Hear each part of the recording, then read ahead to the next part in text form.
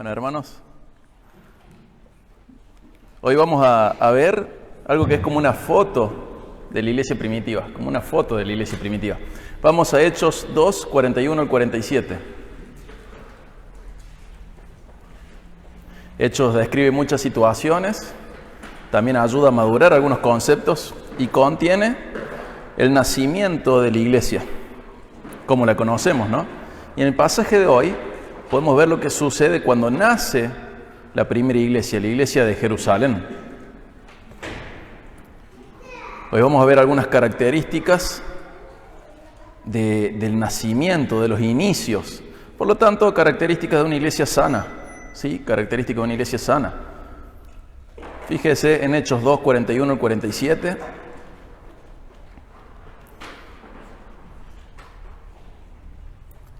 Voy a leer Hechos 2, 41 al 47. Dice, entonces, los que habían recibido su palabra, ¿se acuerdan la predicación de Pedro?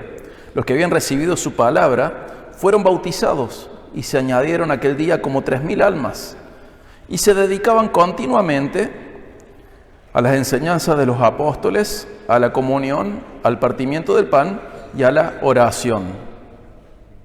43. Sobrevino temor a toda persona y muchos prodigios y señales se hacían por los apóstoles. Todos los que habían creído estaban juntos y tenían en común todas las cosas. Vendían todas sus propiedades y sus bienes y los compartían con todos según la necesidad de cada uno.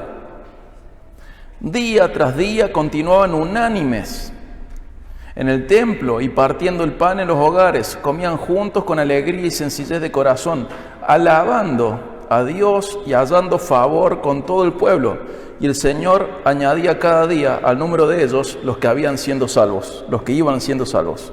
Acá tenemos una foto de la primera iglesia, de la iglesia primitiva. Esta sí es la iglesia primitiva. Tenemos una foto del inicio. Muchas veces cuando algo inicia lo podemos ver en un sentido ideal. Por ejemplo, en la creación, Adán y Eva nos muestra mucho de los ideales del matrimonio. Y acá vemos cosas ideales de la iglesia. Mayhew y MacArthur enumeran algunas características de esta iglesia. Voy a contarles estas 6 características que le dan ellos y luego las voy a desarrollar. ¿Cómo era la dinámica bíblica de la vida de la iglesia? Eran dedicados a Cristo, eran dedicados a las Escrituras, eran dedicados los unos a los otros, eran dedicados a la Santa Cena y eran dedicados a la oración. Y se ve el resultado de esta devoción. Estas marcas deben acompañar a toda iglesia sana. Para que una iglesia tenga estas características, ¿qué tenemos que hacer? Para que una iglesia tenga estas características, cada uno de nosotros, de los integrantes de la iglesia, tenemos que tenerlas. Es imposible que una iglesia tenga estas características si cada miembro no tiene, si sus integrantes no las poseen, si no las tienen. Y a veces nosotros consideramos a la iglesia de manera extraña, ¿sí? Cuando vemos esta foto de la iglesia primitiva, todos decimos, oh, qué lindo estar ahí, qué lindo hubiera sido formar parte de esa primera iglesia, la de Jerusalén, porque es la ideal en un momento ideal. Ya vamos a ver con el tiempo las imperfecciones que surgen de esta congregación, pero ahora es la iglesia ideal. Pero nos pasa algo extraño con la iglesia. Cuando hablamos de responsabilidades frente a la iglesia, generalmente nuestro corazón caído piensa que las responsabilidades son de los otros. Y cuando hablamos de derechos, ahí sí, la iglesia soy yo. Cuando hablamos de los derechos de la iglesia, sí, ahí soy yo. Pero es fundamental tomar con adultez, con seriedad, con madurez, el compromiso con la iglesia. Vamos a leer el 41 y el 42, de nuevo, para hablar esto de dedicados a Cristo.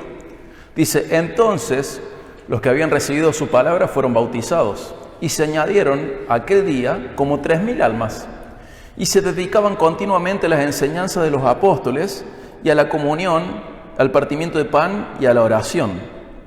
Vemos acá que estaban dedicados a Cristo. Recibieron la palabra estas personas y fueron bautizados.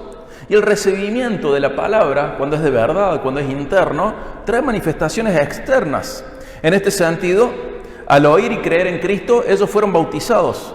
Y recordemos que fueron bautizados tan rápido porque primordialmente eran judíos o eran prosélitos o temerosos de Dios. O sea, eran personas que tenían un compromiso religioso y un gran conocimiento bíblico, pero les faltaba una sola cosa, lo más importante, que es el Evangelio. Entonces ellos, teniendo tan buena base bíblica, al presentarles el Evangelio, se podían bautizar, porque ellos ya tenían mucho conocimiento. Hacer esto y repetir esto de bautizar rápidamente termina siendo peligroso hoy. Pero acá tenemos el cumplimiento de Juan 14:12 también. En Juan 14:12 el Señor les dijo a sus discípulos que ellos iban a hacer más obras, mayores obras que la de Jesús. Y Jesús predicaba y predicaba día tras día, con milagros, con señales, con prodigios, alimentando multitudes, sanando enfermos, echando fuera demonios. Y finalmente, muy pocos creían en Él. Con tantas señales, muy pocos creían en Él. Incluso gran parte de ellos creyeron luego de la resurrección. Pero 120. Y vemos de repente que Pedro pronuncia el contenido del Evangelio, mostrando la culpabilidad de las personas y que ellos tienen que dar cuentas a Dios. ¿Y qué pasa? Se convierte en 3.000. Esta, hermano, es la única mayor obra que hemos hecho comparado a Cristo. Esta es la mayor obra. Y estas personas se bautizan y dan un testimonio público de estar identificados con Jesús.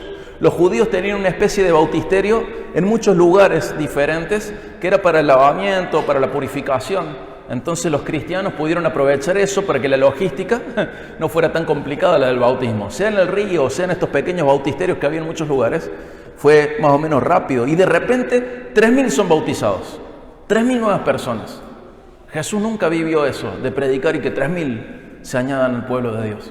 Pero acá lo vemos a Pedro predicando y el Espíritu Santo regala la salvación a 3.000 más. Y esta consagración no se evidencia solamente en el bautismo, sino también en lo que dice el 42. Fíjense lo que dice el 42. Y se dedicaban continuamente a las enseñanzas de los apóstoles, a la comunión, al partimiento del pan y a la oración. O sea que esta dedicación continua, fíjense que dice, se dedicaban continuamente. ¿Cómo dice otra traducción? Perseveraban, ¿sí?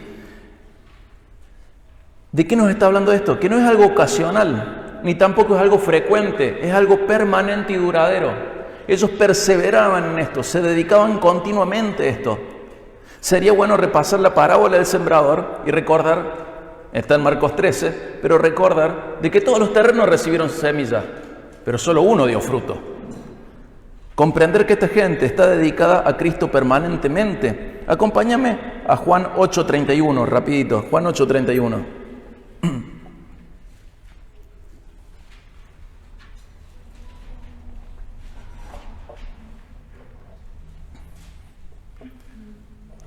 Juan 8:31 dice: entonces Jesús decía a los discípulos que habían creído en Él: si ustedes permanecen en mí, en mi palabra, verdaderamente son mis discípulos. ¿Se dan cuenta? Una persona es un verdadero discípulo solo si permanece en la palabra de Cristo. Pero permanecer habla de constancia. Y si no permanece, ¿qué nos está diciendo Juan 8:31? No es un discípulo. ¿Puede haber permanencia sin constancia? No, eso no es permanecer, es pasar, que no es lo mismo. Podemos entender esto si decimos, bueno, permanezco en la iglesia en la que estamos ahora, en Jacinto Río 7, en el templo, en el salón, en Jacinto Río 766. ¿Yo permanezco en esto o visito esto? ¿O vengo 1, 2, 3 veces a la semana? Yo no estoy permaneciendo acá. Y el que es discípulo permanece en Cristo. Y esto es muy importante porque tenemos que identificar en nuestras vidas si realmente permanecemos en Cristo o si algunas áreas de nuestra vida están un ratito en Cristo y luego no. No es lo mismo. Hay personas que se engañan a sí mismos pensando que permanecen en Cristo cuando en realidad solo visitan a Cristo. No permanecen. La permanencia es constante. Si no es constante, no es permanencia. Permanencia y constancia van de la mano. Y es necesario no engañarnos a nosotros mismos, ¿sí? Con lo contrario. Como primer punto, la iglesia está formada por personas consagradas a Cristo. Esta iglesia, la iglesia primitiva, la primera iglesia, está formada por personas consagradas a Jesús. Los que no están consagrados no son iglesias. La consagración a Cristo también está relacionada con las funciones. Por ejemplo, para afuera, tenemos que cumplir la gran comisión. Nuestra consagración, nuestra dedicación a Jesús tiene que ver con eso. Al mundo tenemos que predicarle el Evangelio. Y para adentro, aprovechando los dones que Dios nos da, tenemos que ayudarnos a santificarnos, ¿sí? Para afuera la gran comisión, para adentro, aunque también recordamos el Evangelio, tenemos que usar los dones que Dios nos da para edificarnos, para santificarnos. Nos dice Efesios 2, 11 al 13. La consagración a Cristo debe ser una constante para ser cierta. Con el tiempo esa consagración va adquiriendo nuevas facetas, se va ampliando y va afectando más y más áreas de nuestras vidas. ¿Y qué pasaba con estos hermanos? Se dedicaban continuamente, insisto, esta perseverancia, esta constancia, esta permanencia, tiene que ser una idea de perdurabilidad, de algo que es duradero. No es un poquito, es todo el tiempo creciendo en esto. Y dice el 42 que se dedicaban continuamente a estas 4 cosas: a la enseñanza de los apóstoles, a la comunión, al partimiento del pan y a la oración. Vamos a ir al segundo punto, dedicados a las Escrituras. El primero era que estaban consagrados a Cristo. El segundo es dedicado a las Escrituras. Fíjense Hechos 2:42. Se dedican continuamente ¿a qué? A las enseñanzas de los apóstoles. Nosotros tenemos el registro bíblico de que la enseñanza de los apóstoles tenía 3 aspectos. Una era el Antiguo Testamento, enseñar, explicar el Antiguo Testamento. 2 era hablar sobre la vida, sobre la muerte, sobre la resurrección, sobre el ministerio de Cristo, terrenal y espiritual. Y 3 era lo que el Espíritu Santo les había revelado, que son las cartas del Nuevo Testamento. Esa es la enseñanza de los apóstoles, ¿sí? Las Escrituras. Toda la Biblia. O sea, el Antiguo Testamento, la parte que nosotros le decimos el Evangelio, y la parte de las cartas. Eso es lo que enseñaban los apóstoles. Y en eso, estos hermanos estaban comprometidos con eso, estaban dedicados a las Escrituras. Se dedicaban a enseñar lo que hoy es nuestro canon bíblico, se dedicaban a enseñar las Escrituras. Como estamos al principio de Hechos, todavía no había ninguna carta. Sin embargo, ya estaba el proceso de inspiración del Espíritu Santo y ellos ya entendían mejor el Antiguo Testamento. Si vemos el ministerio de Jesús, ¿cuál es el énfasis principal del ministerio de Jesús? La enseñanza. ¿Y cuál va a ser el ministerio principal de los apóstoles? La enseñanza. ¿Y cuál debe ser nuestro ministerio principal? La enseñanza también. En eso tenemos que ser fuertes. Una iglesia sana debe estar dedicada a las Escrituras. Desde lo pastoral y desde lo individual debe haber una edificación, una dedicación a las Escrituras. Nosotros, por ejemplo, podemos pensar en varios pasajes.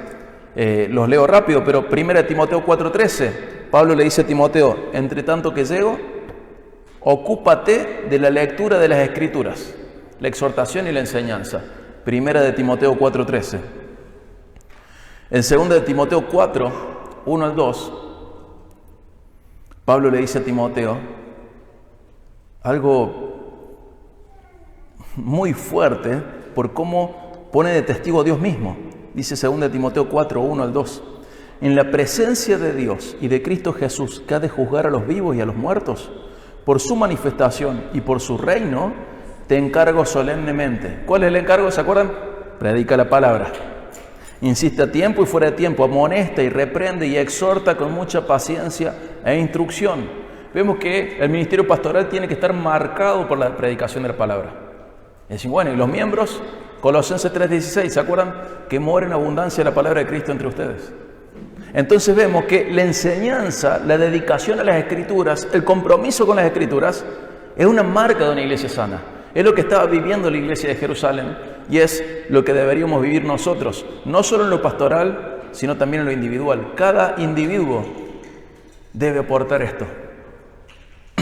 ¿Qué pasa si una congregación no está dedicada a las Escrituras? Bueno, sabemos que pasan varias cosas. ¿Cuál es el arma en la batalla espiritual, en la guerra espiritual? En la armadura de Dios. ¿Cuál era el arma? La espada. ¿Y cuál es la espada? La palabra. Hermanos, si usted no crece en su conocimiento de la palabra, que eso comienza con su lectura de la palabra, usted está sin arma en la guerra espiritual. Y como dice, eso lo dice Efesios 6:17. Y como dice Oseas 4:6, mi pueblo perece por falta de conocimiento. La iglesia que no tiene la palabra muere por falta de conocimiento, queda desnutrida, muere de hambre por falta de conocimiento. En cambio, en la dedicación a la palabra hay bendición. Acompáñenme al Salmo 1. Vamos a leer Salmo 1, 2 y 3.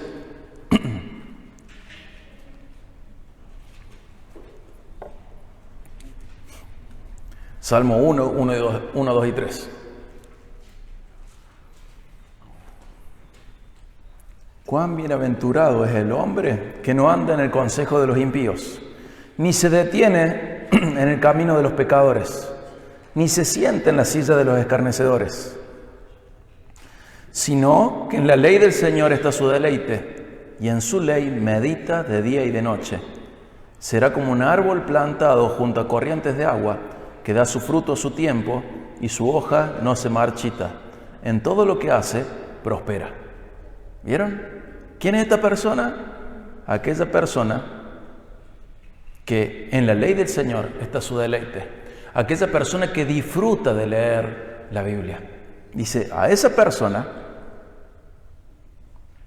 le pasa que da su fruto a su tiempo y su hoja no se marchita y en todo lo que hace prospera.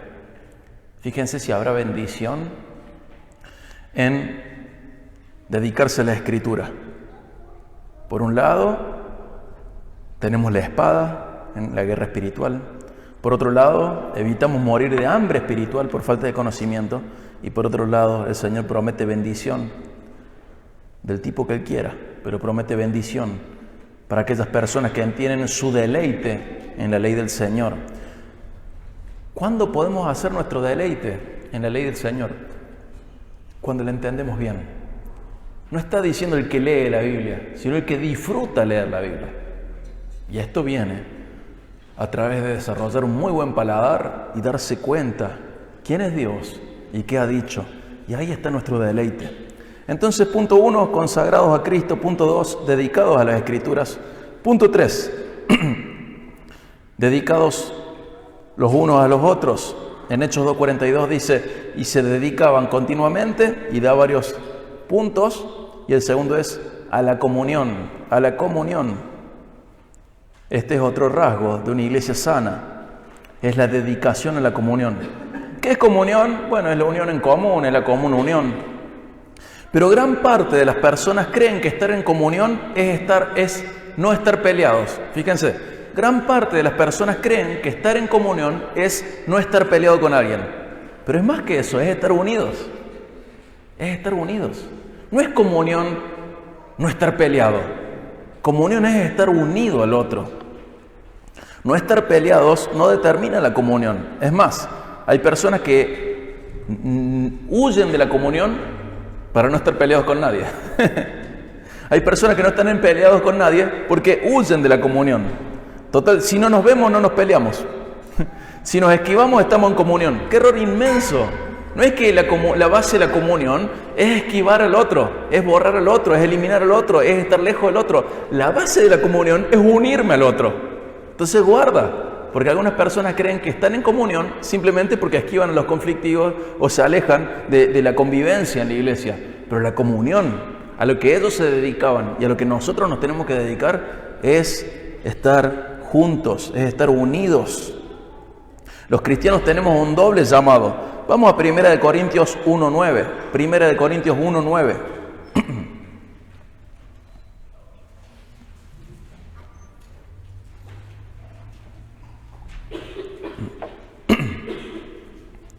Primera de Corintios 1:9.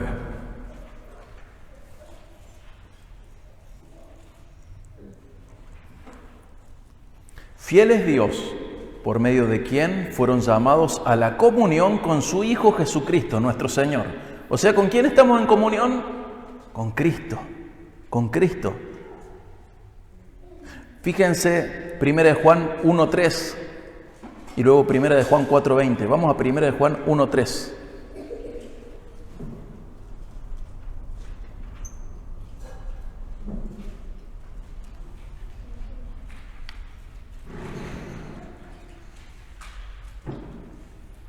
Primera de Juan 1:3 dice, lo que hemos visto y oído, les proclamamos también a ustedes, para que también ustedes tengan comunión con nosotros.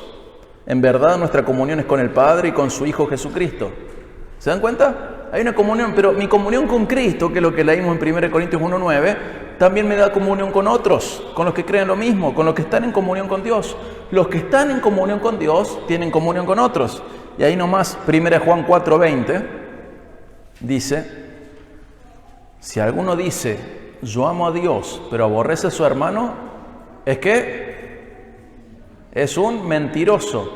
Porque el que no ama a su hermano, a quien ha visto, no puede amar a Dios a quien no ha visto. Ahora te hago una pregunta. ¿Vos creés que alguno de estos hijos de Adán era fácil de amar? ¿Que esa iglesia tenía menos personas con sus mambos como las que tenemos ahora? Siempre somos iguales. Pero el que ama a Dios, ama a los otros. Ama a los otros. Antes dice que nosotros amamos porque Él nos amó primero. Y comprendemos que podemos amar al otro, no por lo que el otro hace o deja de hacer, sino porque imitamos el amor de Dios. Y amamos al otro a pesar del otro. ¿Y sabes qué? Otro a vos te ama a pesar de vos. Una marca de una iglesia sana es esta. Amamos a Dios, le cantamos, qué bueno. Si amas a Dios, más allá de cantarle, de leer su palabra, de ofrendar, amas a tus hermanos. Si no amas a tu hermano, es mentira que amas a Dios. Dice esto, que sos un mentiroso si decís que amas a Dios pero no podés amar a tu hermano. Sos un mentiroso. Sos alguien que no está en la luz. Pero estar en la luz te lleva a amar a tu hermano. Obviamente esto no es complicidad con el pecado. No es hacerle la gamba, no es ese tipo de amor falso. Amar al otro es dar tu vida por el otro. Estar pendiente del otro, servirle. Y amar no es lo mismo que saber solamente quién es. No es que vos estés en comunión porque sabés quién es fulanito. Tenés que amarlo a fulanito. Y saber cómo se llama es lo mínimo. Pero tenés que amarlo. Hermano, si vos querés que tu iglesia sea sana, vos tenés que amar a cada uno de los que está ahí alrededor tuyo. No a algunos, a todos. Tenés que ver cómo amarlos. Comenzá por conocer su nombre. Comenzá por tenerlo presente, levantar algún pedido de oración, preguntarle qué le pasa. Comenzá por ofrecerle amistad, por servirle. Ofrécele amistad al otro. Pero si vos no sos capaz de amar a todos los demás, no estás en el Señor. No estás en el Señor. A veces me gustan mucho en Facebook, ¿vieron los grupos de inmigrantes o emigrantes? Una vez quería enviarle algo a mi hermano, entonces me metí en un grupo que se llama Argentinos en Oregón, para averiguar cómo podía enviarle algo desde acá hacia allá. Y vi que ellos se reapoyan, ¿vieron? Decir, ¿quién está en tal lado? Necesita tal cosa, y se apoyan, no se conocen, pero se reapoyan, se reayudan. Miren, encontré trabajo en tal lado, hacen falta trabajadores para esto, hay oferta laboral, y hay un movimiento, a mí me convino mover dinero con esta aplicación o con esta otra. Y esos grupos de inmigrantes sí se ayudan un montón, buscan, por lo que tienen en común, estar juntos, cooperar entre ellos, ayudarse, acompañarse. Son gente de un país que está en otro y se ponen de acuerdo en el otro país en donde son inmigrantes para ayudarse. Hermano, todos nosotros somos inmigrantes en la tierra, somos el reino de los cielos. Tenemos que estar juntos para cooperar, para ayudarnos, para apoyarnos, para ayudarnos a estar bien en la tierra en la que estamos caminando. Este no es nuestro hogar. Somos peregrinos, advenedizos, inmigrantes, mochileros, como a vos te guste. Pero tenés que estar con otros y apoyarlo al otro, y acompañarlo y cooperar con el otro, para que en este camino a casa, que es la morada espiritual, esté cada día mejor, esté madurando. ¿Cómo se ve en la práctica esta comunión? Está en Hebreos 10, 24 al 25. Acompáñame, Hebreos 10, 24 al 25.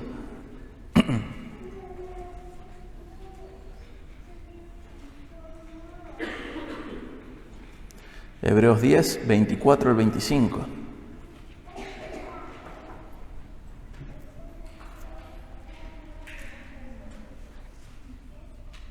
Fíjense, solo un poquito de lo que es, un poquito de lo que es la comunión. Dice, consideremos cómo estimularnos unos a otros al amor y a las buenas obras, no dejando de congregarnos como algunos tienen por costumbre, sino exhortándonos unos a otros, y mucho más al ver que el día se acerca. Yo quiero contarle de un mito urbano. Hay gente que piensa que exhortar es el caño, es la amonestación, el reto. Exhortar es acompañar al otro, a veces es consolar y a veces es apoyar. Exhortar es eso, es animar hacia algo, es animar. ¿Y qué dice? Hermano, tenemos que estimularnos al amor unos a otros, estimularnos a las buenas obras y animarnos. Si usted no está estimulando al otro al amor, si usted no está estimulando al otro a las buenas obras, si usted no está acompañando, animando al otro, probablemente no esté en comunión. No esté peleado con nadie, pero tampoco está haciendo lo que es estar en comunión, ¿sí? Tenemos que desintoxicarnos de ideas erróneas respecto a la comunión. Estoy en comunión porque no me peleé con nadie. No. Eso es lo básico y no es estar en comunión. Estás en comunión porque a pesar de estar cerca del otro, no solo no te peleaste con él, sino que además lo estimulaste al amor, a las buenas obras, lo edificas, lo acompañas en su santificación. Eso es estar en comunión. Entonces vamos consagrados a Cristo, dedicados a las Escrituras, dedicados los unos a los otros, y dice el que sigue, vamos a Hechos 2, y se dedicaban continuamente, el 42, a las enseñanzas de los apóstoles, a la comunión, y acá está el punto siguiente, al partimiento del pan. Entonces, ¿qué sabemos? La Santa Cena es algo que forma parte de la Iglesia, es una ordenanza de Jesús. Jesús nos ordenó hacerlo con frecuencia, recordando que su vida, su muerte, su resurrección y anunciando su regreso. Y también simboliza y confirma por otros nuestra comunión con Cristo y nuestra comunión con el cuerpo. Nos llama a examinarnos. ¿Por qué la Santa Cena es servida de esta manera? Porque otro está confirmando tu comunión. Otro está confirmando tu unión a Cristo y confirmando tu unión con los demás. Acompáñenme a 1 Corintios 10, 16 al 17. 1 Corintios 10, 16 al 17.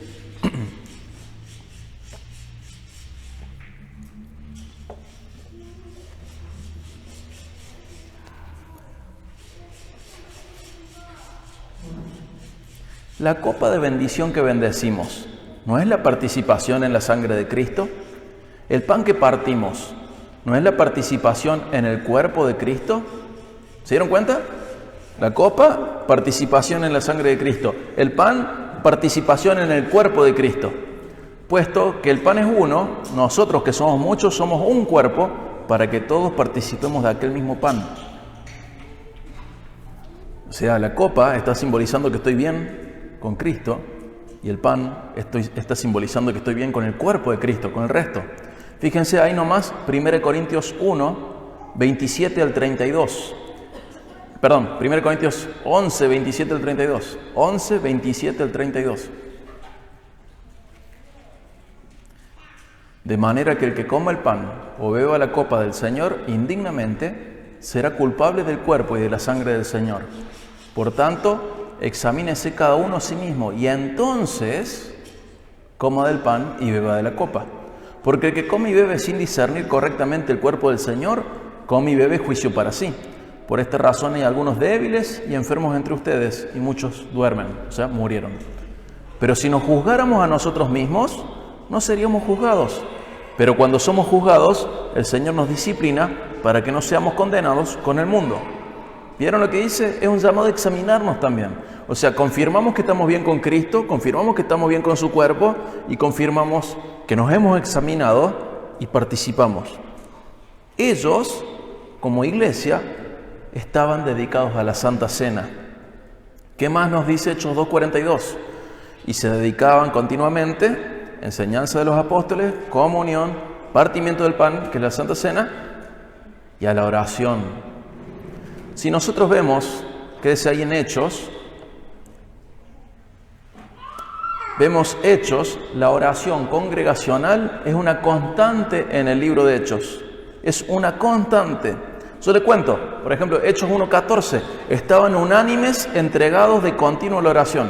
Hechos 1:24, después de orar, dijeron, es en plural. Hechos 4:24, unánimes alzaron la voz a Dios y dijeron. Hechos 4:31, después que oraron, el lugar donde estaban reunidos tembló y todos fueron llenos del Espíritu Santo y hablaban la palabra de Dios con valor. ¿Cómo alguien podría quitarle valor a orar juntos? Es algo increíble que haya que señalar la importancia de orar juntos. Y es una gran alarma espiritual, una gran señal de apatía y de tibieza espiritual, el desprecio de la reunión de oración, de orar juntos. Es increíble. No habla bien de vos que no tengas ganas de reunirte a orar con otros.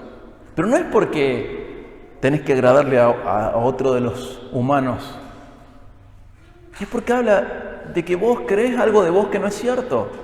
Esa apatía, esa indiferencia o ese desprecio por orar juntos, habla algo de tu corazón, está señalando algo de tu corazón. Y no es algo que otro pueda resolver, pero sí es algo en lo que tenés que estar pendiente en tu vida para resolverlo con urgencia. Es una gran alarma.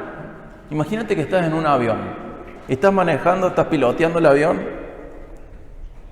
y de golpe empieza a haber una lucecita, una alarma, y decís, no pasa nada, no pasa nada. Y cada vez más lucecita, no pasa nada. ¿Qué pasa? Se está haciendo pizca, hermano. El desprecio por la oración congregacional es una gran alarma.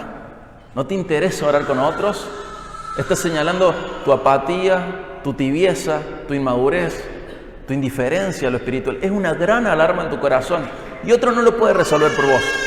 Otro no puede hacer nada por vos. Lo tenés que resolver vos solito esto. Pero es una alarma. Voy a mencionar algunos pasajes. Romanos 12:12, dedicados a la oración. Efesios 6:18, con toda oración y súplica, oren en todo tiempo en el Espíritu y así velen con toda perseverancia y súplica por todos los santos. Colosenses 4:2, perseveren en la oración, velando en ella con acción de gracias. Primera Tesalonicenses 5:17, orad sin cesar, oren sin cesar. Hermano, tenemos que orar. Hagamos algo con nuestra apatía, con nuestra mediocridad. Y si no tenemos ganas de orar con otros, resolvamos eso, pero no está bien. Voy a aprovechar un chiste tonto ahora.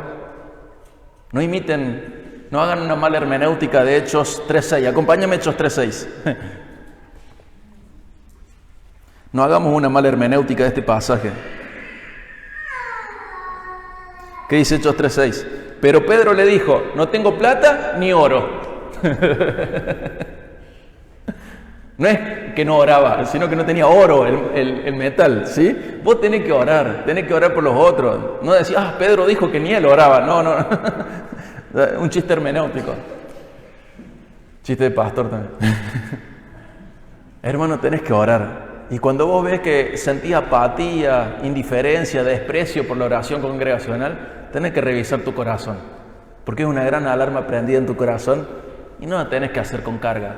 Pero no es que no hacerlo con carga significa que si tenés carga tenés que dejar de hacerlo. No, tenés que resolver por qué para vos juntarte a orar por otros es una carga. Resolver eso. ¿Por qué para vos juntarte con otros a orar es una carga?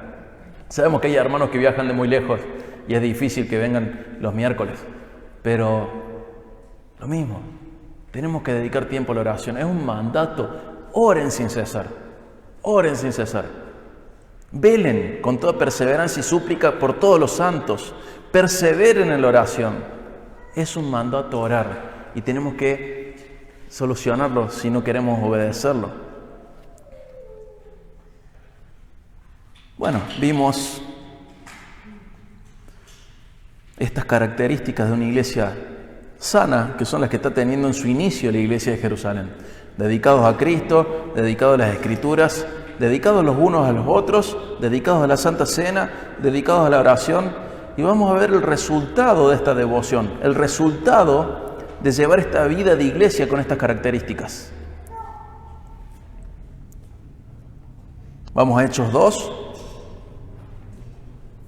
Dice el 42, y se dedicaban continuamente a las enseñanzas de los apóstoles, a la comunión, al partimiento del pan y a la oración. ¿Y qué pasó? ¿Cuáles fueron los resultados? Leemos Hechos 2, 43 a 47. Sobrevino temor a toda persona, y muchos prodigios y señales se hacían por los apóstoles. Todos los que habían creído estaban juntos y tenían todas las cosas en común. Vendían todas sus propiedades y sus bienes y los compartían con todos, según la necesidad de cada uno. Día tras día, continuaban unánimes en el templo y partiendo el pan en los hogares. ¿Cuándo? Día tras día. Fíjense lo que es una iglesia. Todos los días en el templo, todos los días en las casas. Comían juntos con alegría y sencillez de corazón, alabando a Dios y hallando favor con todo el pueblo. Y el Señor añadía cada día al número de ellos los que iban siendo salvos. O sea, ¿qué resultados tenemos? Temor de Dios, que es convicción de pecado.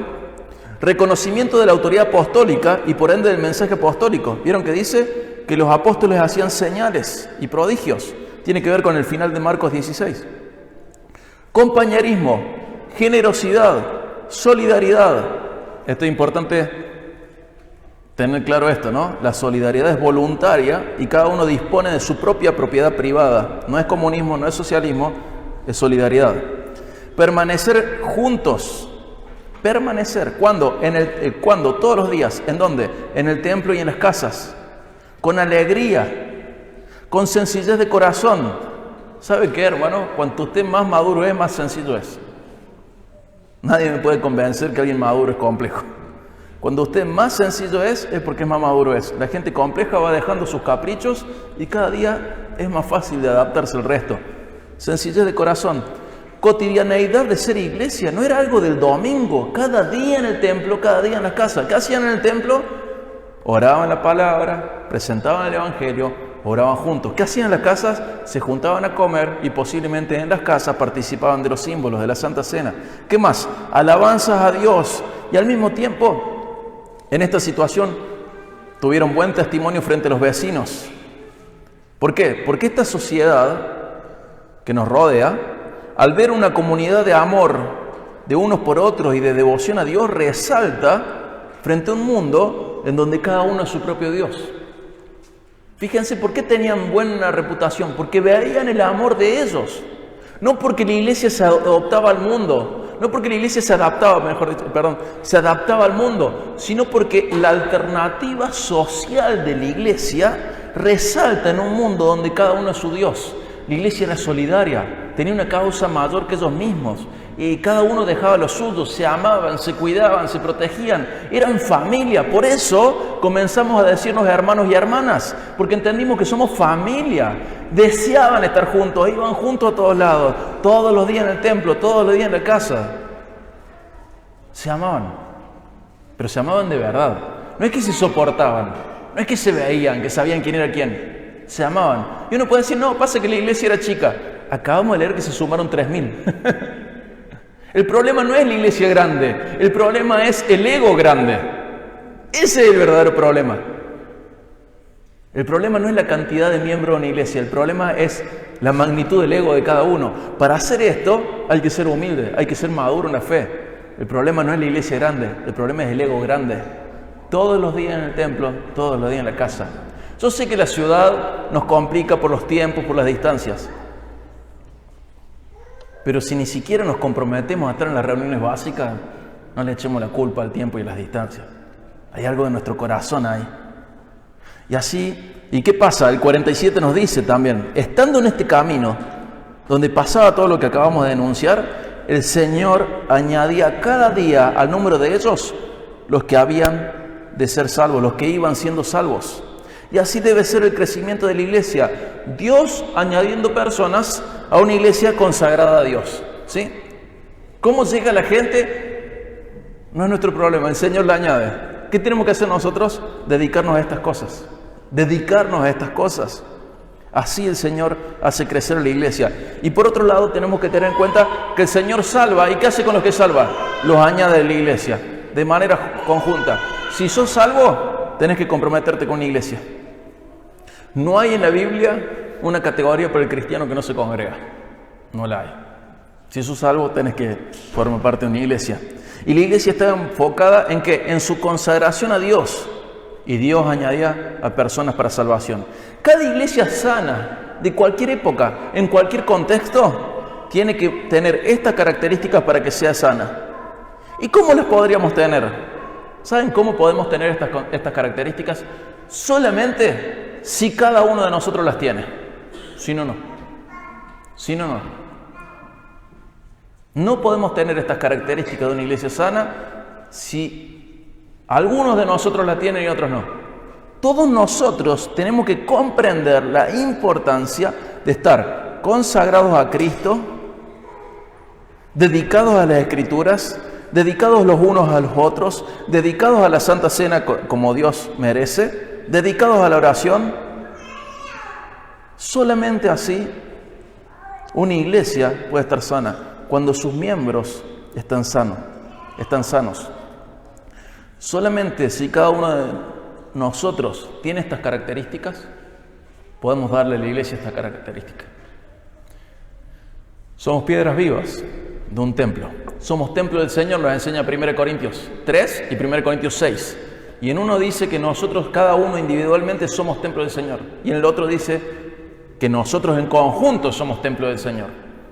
Somos piedras vivas de esta edificación nueva del Señor.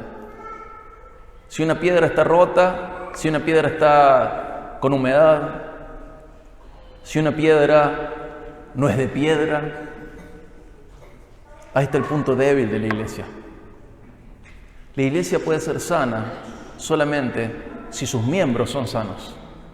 La iglesia puede tener estas características de una iglesia sana solamente si cada uno de sus miembros tiene estas características. En la iglesia de Jerusalén las podemos ver en conjunto porque cada miembro las tuvo. Si no, es imposible, hermano. No venga a la iglesia, sea la iglesia. O sea, venga, pero sea. No se conforme con venir, sea iglesia. No invente un modelo de iglesia que no es bíblico. Hay una sola manera de ser iglesia, la bíblica, y nos lleva toda la vida a aprenderla. Porque tiene que ver con el compromiso, no solo con la teoría. Una sola manera de ser iglesia, la bíblica, y nos lleva toda la vida. Arrepiéntase de sus ideas erróneas de iglesia y fortalezca la idea correcta de iglesia en su corazón, la que nace de la Biblia. Todos queremos formar parte de una congregación así. Todos tenemos que aportar para que nuestra congregación sea así. Todos. Esto no es, y los pastores hacían esto, y los líderes hacían esto. Los hermanos se dedicaban a esto. Todos los días perseveraban en esto. Se dedicaban continuamente a esto. Es hermoso leer lo que Dios hizo en la iglesia de Jerusalén. Es hermoso ver una iglesia así. Y la queremos vivir, más vale que la queremos vivir. Pero tenemos que hacernos cargo de las responsabilidades que nos tocan para que nuestra iglesia sea así. Solamente cuando cada uno cumple con su función específica dentro del cuerpo, ese cuerpo está sano, creciendo y lleno de amor. Lo dice Efesios 4:16, en NTV es súper simple. Pero el cuerpo crece, está sano y lleno de amor solamente cuando cada uno de nosotros cumple con su función específica. Y la función específica no es un ministerio formal solamente. Puede serlo, puede ser que no. Pero hermano, la iglesia es hermosa. En tanto usted le aporta hermosura. Si no, la iglesia no es lo que debe ser porque usted está aportando fealdad a la iglesia. La iglesia es hermosa la iglesia, es hermosa. Pero usted tiene que aportar hermosura a esa iglesia para que sea una iglesia hermosa. Porque somos iglesia, somos la iglesia. Entonces saber que tenemos que estar dedicados a Cristo, dedicados a las Escrituras, dedicados a la comunión, dedicados a la Santa Cena, dedicados a la oración y esperar los resultados de esta devoción. Cada iglesia sana de cualquier tiempo, de cualquier época, de cualquier contexto, tiene que tener estas características para estar sana. Pero para que una iglesia esté sana, usted tiene que aportar la parte que le toca. La iglesia crece, está sana y llena de amor cuando cada miembro cumple con su función específica. Efesios 4:16. Vamos a orar para finalizar. Padre, te damos gracias porque vos planificaste la iglesia de manera hermosa, Señor. Y nos regalaste el ejemplo de la iglesia de Jerusalén en sus inicios, para que sepamos aquel modelo de iglesia que vos le diste tu bendición, Señor. Te damos gracias, Padre, porque tenemos ese ejemplo en ellos, en sus inicios, y podemos anhelar eso. Y no hay ninguna razón para que vos no desees formar iglesias así. Vos lo deseas, Señor. Deseas que cada iglesia sea así. Deseas que cada congregación local sea así. Señor, ahora te ruego que de realidad, en verdad, nosotros deseemos ser una iglesia así. Y que esto sea una realidad al punto de que aportemos para que la iglesia sea así. Padre, ayúdanos a arrepentirnos de nuestras ideas erróneas acerca de la iglesia y a abrazar la idea bíblica de la iglesia. Señor, ayúdanos a consagrarnos a vos y permitirnos ver el resultado de eso, vos añadiendo personas. Padre, somos tu pueblo, ovejas de tu prado. No nos hicimos nosotros a nosotros mismos, sino que vos nos hiciste para vos. Por eso te rogamos, Señor, que seas glorificado con nuestra existencia como iglesia. Que podamos alabar tu nombre por lo que hagas a pesar de nosotros, en nosotros y a través nuestro también, Señor. Gracias, Padre, por el hermoso regalo de la iglesia. Por favor, bendecinos, Señor, te lo rogamos. En el nombre de Jesús. Amén.